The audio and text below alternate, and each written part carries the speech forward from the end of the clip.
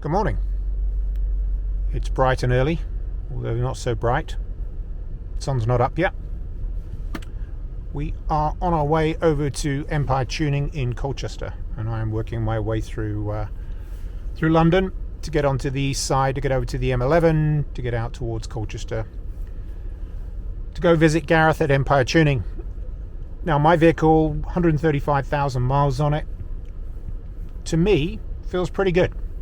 There's enough power in it, but according to Gareth, by going through this ECU Remap, I will turn this into, quote, a torque monster. So what it's going to do is going to unleash probably about an extra 60 to 65 brake horsepower. It should improve economy, and the other thing it should do as well is unleash this torque. Now, this is a 2010 4.4. The 2012 version of the 4.4, apparently he can extract more out of it, but we'll see. Now, I'm actually quite happy with the way that this performs. It does pull away. I wouldn't say it's sluggish, but it's not very sprightly pulling away from traffic lights, from roundabouts. And so I think that will get mapped out of it. Apparently, you know, low down, a lot of that will happen. So traffic is beginning to move in the right direction out of most of the London rush hour.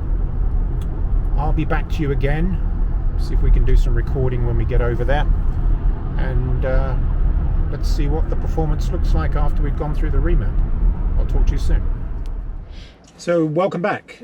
On my way back home from getting the car remapped, pulled over to the service station, grabbed something to eat. Roads are pretty busy at the moment, so I didn't want to start talking to the camera and pay attention on the roads as well. At the same time, I can't walk and talk. So initial impressions are, it has made a big difference. You can definitely feel the increase in power. You can definitely feel the increase on the low end of the torque band. So pulling away from traffic lights on roundabouts, pulling out of roundabouts, you can definitely notice it is smoother and it is far more perkier in pickup. So that, I think, is very good. I reset my trip meters on the way back as well, so I can't see any noticeable difference in miles per gallon, but I didn't do that to didn't do the remap to be able to get miles per gallon. It doesn't really matter. I'm pretty happy with it doing it. It's above 30 on a combined city motorway drive, so that's all good.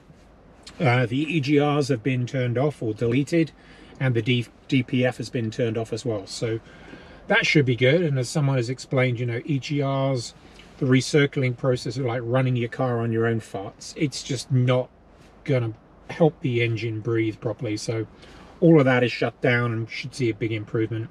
And with the K&N filters as well, hopefully we'll see a little bit more breathability and the car perform better. But overall, really happy with it. Last thing that needs to be done on this part of the engine tuning, so the air filters are done, the remap has been done. I'm taking the rear exhaust box off and going with two separate stainless steel pipes out the back, which have got a really small silencers built in. So that should also help with the breathability of getting the exhaust gases out. If you've seen those big restrictive boxes on the end, those exhaust boxes, silent boxes, they're massive. So this is in essence going to eliminate that. So I'm looking forward to getting those. They're all being custom made. I don't expect to see them show up anytime before Christmas, but you never know. But as soon as they go on, I'll do a quick video on what my impressions are with the ECU, the new air filters, and with the exhaust box as well, see if it makes a difference. But anyway, overall, quick video for this.